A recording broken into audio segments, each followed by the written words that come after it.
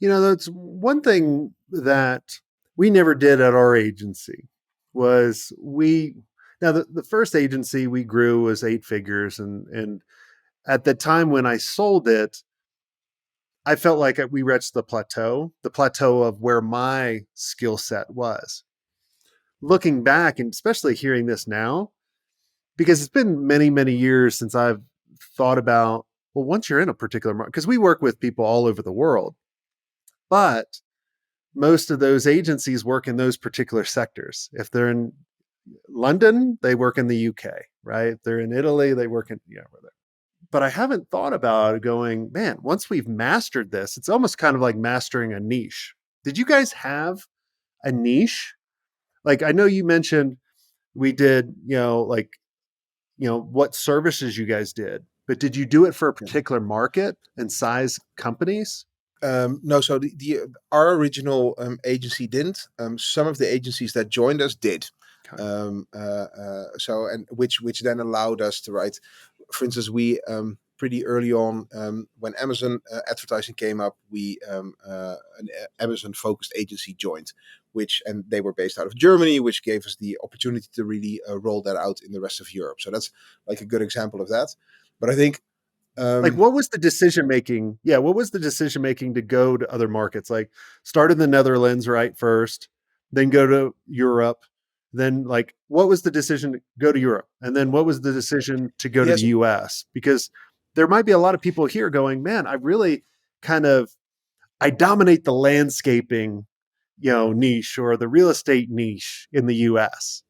But they really haven't thought about it. It's kind of like Mr. Beast, right? The YouTuber that does everything. Yeah, of course. He's dominated YouTube over in the US. And then he's like, oh, well, let's translate this in Spanish and Italian. Into all exactly. And then just rack up the billions of views. Yeah, no, so I don't know if dominate is the right word, but I think the way we've always approached it is from a client first perspective, which means that, we came up with the idea because we saw that our clients were looking for a type of agency like that.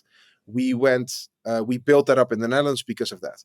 Then at the moment that we felt that our portfolio of services was just about good enough or done for the Dutch market, we said, okay, wait a second, we can serve our clients properly now. Let's go into the next market. And I think that that's always been our driver, is that you have a set of clients, you want to service them as good as you can. And the moment that you feel comfortable with that, that's when you go into a next market. So I don't think market leadership or something isn't that important. It's much more about, who are you servicing? Are you making them happy? Are you making them grow? Are you helping them save money? Are you all those things? And if you feel comfort in that, then it becomes interesting to say, hey, these numbers don't make sense, but I'm just as an example. Hey, we're now in Germany, but we see that 20% of our clients that we have in Germany are also active in Switzerland. Hey, maybe the Swiss market is interesting. And once you have that in a few European countries, you get to 10% of your clients that are also looking for services in the US. Why not go to the US? And if you have your clients in Europe and in the US and you're servicing them right, there's a fair chance that they will say, hey, by the way, in APAC, we are looking for great social services or whatever it is, right? And then you make the jump. So it's like hyper client focused. Make sure you service the client. They will ask you questions, and that informs sort of the next step. I hope you enjoyed this content. If you want more content like this, make sure you click on the link on the screen or check out your most popular podcast platform where the full episode is there. And until next time, have a swank day. What are you doing? Go check it out. Click on the link. I'll see you soon.